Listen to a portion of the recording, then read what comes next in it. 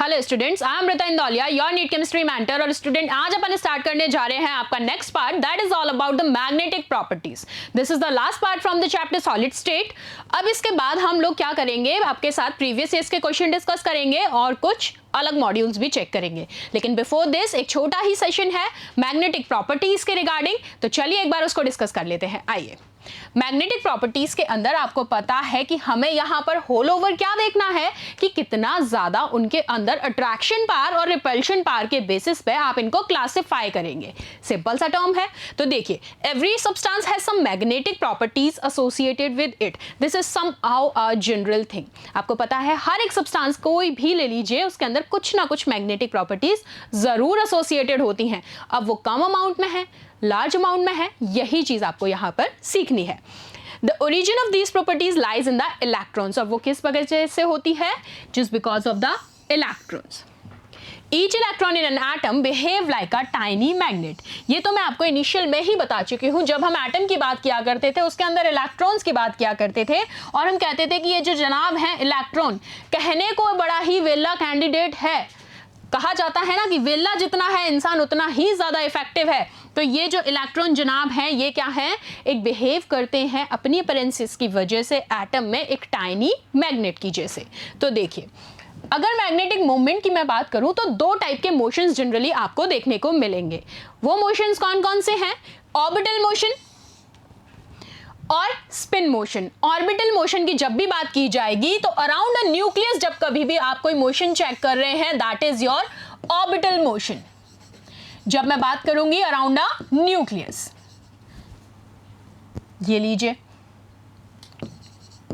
कि न्यूक्लियस के चारों तरफ जनाब इलेक्ट्रॉन्स मस्त घूम रहे हैं। तो आपने कहा this type of motion is simply known as orbital motion. While in the case of spin it around its own axis. Spin के केस में आप कहते हैं जब एक ही एक्सिस पे, ओन एक्सिस पे ये क्या करते हैं? रोटेट करते रहते हैं। तो दिस इज स्पिन। अब आपको पता होना चाहिए कि इलेक्ट्रॉन जो है वो चार्ज पार्टिकल है, ये हमने इनिशियल से ही पढ़ा है। और जब आप इन मोशंस के बात करेंगे तो आप कहते हैं कि एक स्मॉल लूप जो है करंट पॉजेस करते हैं ये एक मैग्नेटिक मोमेंट के साथ।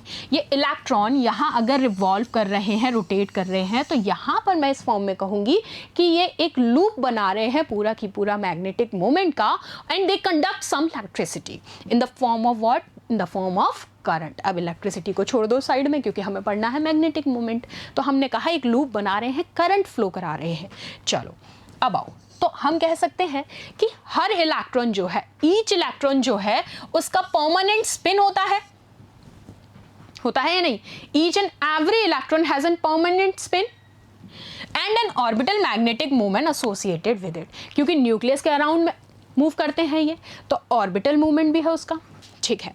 अब मैग्नीट्यूड जो है इस मैग्नेटिक मोमेंट का वो बहुत ही स्मॉल होता है। पहली चीज तो ये याद रखनी है that the magnitude is very small. और आप इसको किसके यूनिट टर्म्स में मेजर करते हैं? बोर मैग्नेटॉन, जिसको आप रिप्रेजेंट किया करते थे म्यू बेस बी। क्या कहा जाता था इसको? Bore magneton. और ये कितने के इक्वल होता है? इसका वैल्यू जो होता है that is 9.27 into 10⁻²⁴। This is your bore magneton unit.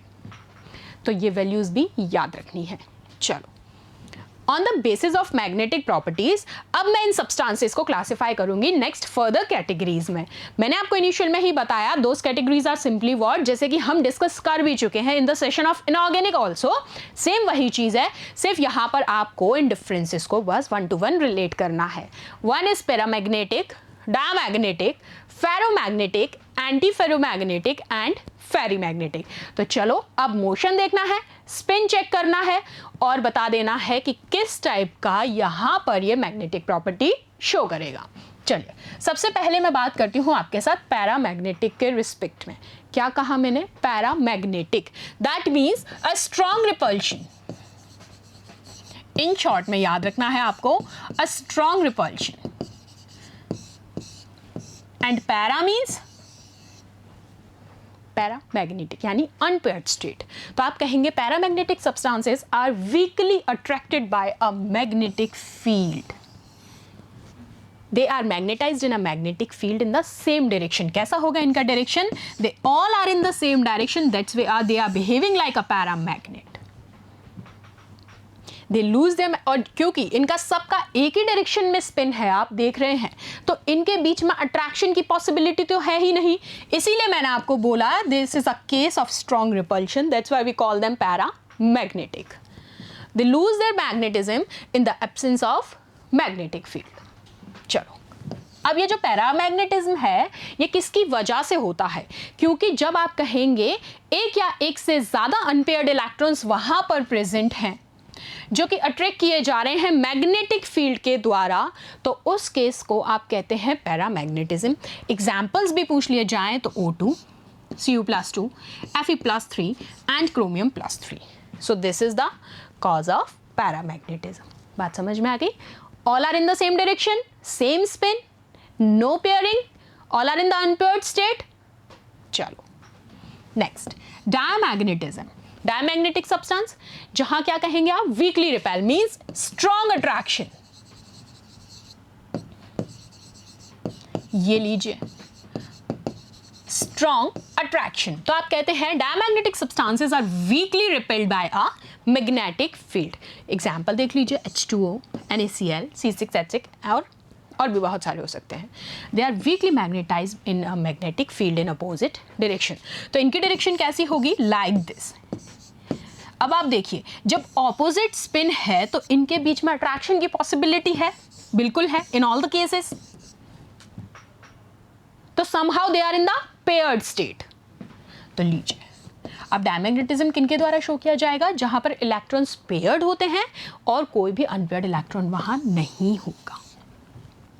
Pairing of electron क्या कर देगी? एक दूसरे के मैग्नेटिक मोमेंट को कैंसिल कर देगी और मैग्नेटिक कैरेक्टर को लूज कर देगी। खत्म बात। ये लीजिए, नेक्स्ट आइए फेरोमैग्नेटिज्म। क्या होता है ये? A few substances like iron, cobalt, nickel, gadolinium and CrO2 are attracted very strongly by magnetic field. Such substances are called ferromagnetic. Besides strong attractions, these substances can be permanently magnetized. आओ, in solid state metal ion जो होते हैं paramagnetic substance के, वो group होते हैं small regions में, जिनको आप कहते हैं डोमेन्स। तो आपने कहा हर डोमेन जो है, मैंने आपको बताया था, एक टाइनी मैग्नेट की तरह एक्ट करता है। तो अगर मैं अनमैग्नेटाइज्ड पीस ले लूँ फेरोमैग्नेटिक सब्सटेंस का, तो डोमेन्स जो है वो रैंडमली ओरिएंट करेंगे और मैग्नेटिक मोमेंट वहाँ पर क्या होगा? कैंसिल आउट होता जाएगा। इसलिए इस प्रोसेस को कहा जाता है फेरो। ठीक है, स्ट्रांगली अट्रैक्टेड है ये मैग्नेटिज्म से, मैग्नेटिक फील्ड से अट्रैक्ट हो रहे हैं, लेकिन just because of these present randomly domains क्या हो रहा है? यहां पर मैग्नेटिक मूवमेंट कैंसिल आउट हो जाएगा। ये देखिए पिक्चर में, जस्ट 2 after 1, 2 after 1। क्लियर? आओ, when these substances placed in a magnetic field, all the domains get oriented in the direction of magnetic field and a strong magnetic field is produced. This ordering of domains persists even when the magnetic field is removed and the ferromagnetic substance becomes a permanent magnet। ये कब remove किया जाता है? जब इसको permanent magnet की तरह बनाया जाएगा। नेक्स्ट आओ, एंटीफेरो। बहुत छोटा सा सेशन है। सब्सटेंसेस लाइक MnO शो करता है एंटीफेरोमैग्नेटिज्म, और डोमेन स्ट्रक्चर जो होता है इसका सिमिलर होता है फेरो के जैसा। क्योंकि यहाँ पर क्या है? क्योंकि डोमेन्स जो है अपोजिटिवली ओरिएंट है और कैंसिल कर देते हैं एक दूसरे को। लेकिन यहाँ पर वहाँ पर फ़र्क क्या था? 2 1 2 1। ये तो था आपका किसका? फेरो। और ये कहता है ये लगभग फेरो जैसा है, लेकिन यहाँ पर ऑल्टरनेटली है, तो ये क्या कहलाएगा? Antiferro. Last is ferrimagnetism. Ferrimagnetism observe किया जाता है मैग्नेटिक मोमेंट्स में उन डोमेन्स के जहाँ सब्सटेंसेस अलाइंड होते हैं पैरेलल और एंटी पैरेलल डायरेक्शन में, और वो भी अनइक्वल नंबर में। मतलब पैरेलल, अनपैरेलल, अनइक्वल नंबर, कुछ भी हो सकता है। ये वीकली अट्रैक्टेड होते हैं मैग्नेटिक फील्ड से, और कंपेयर किया जाए तो फेरोमैग्नेटिक सब्सटेंसेस से। एग्जाम्पल Fe3O4 मैग्नेटाइट जिसको आप कहते हैं, फेराइट्स, दिस ZnFe2O4 एग्जाम्पल्स हैं। ये सब्सटेंस लूज़ करते हैं फेरीमैग्नेटिज्म को हीट करने पे और पैरामैग्नेटिक हो जाते हैं। तो सारे के सारे मैग्नेटिज्म समझ लिए, बात तुम्हें सारी समझ में आ गई है, तो मुझे नहीं लगता कि किसी भी प्रकार की कोई दिक्कत करोगे। ठीक है, चलो अब मुझे तुमको ना एक चीज़ और समझानी थी छोटी सी, वो सुन लो। तुमसे मैंने एक पार्ट में NaCl की बात की थी, NaCl की स्ट्रक्चर की। तो वहाँ कुछ बात रह गई थी जो यहाँ सुन लो। देखो जैसे ये NaCl का स्ट्रक्चर है ना। अब इस NaCl के स्ट्रक्चर पे मैंने तुमको बताया था कि जो Na है और Cl है वो कहाँ कहाँ कौन प्रेजेंट होगा। Cl तो बेटा आपका प्रेजेंट हो रहा है कॉर्नर्स पे, ये चर्चा हम कर चुके थे, ठीक है। और NaCl है आपका एज और बॉडी पे।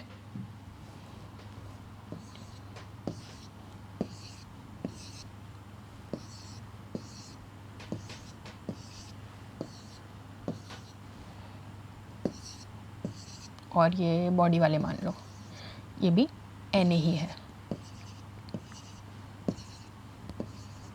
ठीक है। ये मैंने एक व्यू बनाया है। तो यहाँ पर ये क्या है Cl माइनस और ये क्या है Na प्लस, ठीक है। और दोनों के ही केस में मैं बता चुकी थी कि अगर Na प्लस के लिए कोऑर्डिनेशन नंबर पूछ लिया जाए तो याद रखना 6 Cl माइनस, और Cl माइनस के रिस्पेक्ट में पूछ लिया जाए तो 6 Na प्लस। तो ये चीज़ तो दिक्कत करोगे नहीं। साथ साथ ये समझ में आ गया कि यहाँ पर जो आपका Cl माइनस है वो कहाँ पर है, कॉर्नर्स पर, ठीक है। और जो आपका Na प्लस है वो कहाँ पर है, edge center plus body center, ठीक है। तो ये बात आपको मेरे को बतानी थी क्योंकि कुछ बच्चों ने मेरे से कहा था कि मैम एक बार हमें ये बताना कि कोऑर्डिनेशन नंबर क्या रहेगा और कैसे सेंटर पे कौन रहेगा। तो अब तो दिक्कत नहीं करोगे, कोऑर्डिनेशन नंबर पूछ लिया जाए तो दोनों के ही रिस्पेक्ट में क्या रहेगा, 6 रहेगा, ठीक है। ऐसे ही सीजियम क्लोराइड के केस में भी आप देख सकते हैं, लेकिन वो एग्जाम्पल है सीजियम क्लोराइड, बस ये गलती मत करना, CaCl टाइप है BCC का, ये बहुत बार पूछा जाता है, सिर्फ बॉडी सेंटर टाइप है। एक बार बना के बताऊं, चलो।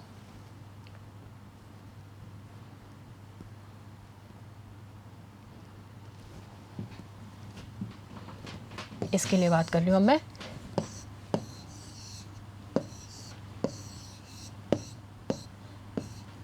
तो CaCl के केस में बात होगी तो ये बॉडी सेंटर्ड का टाइप होगा,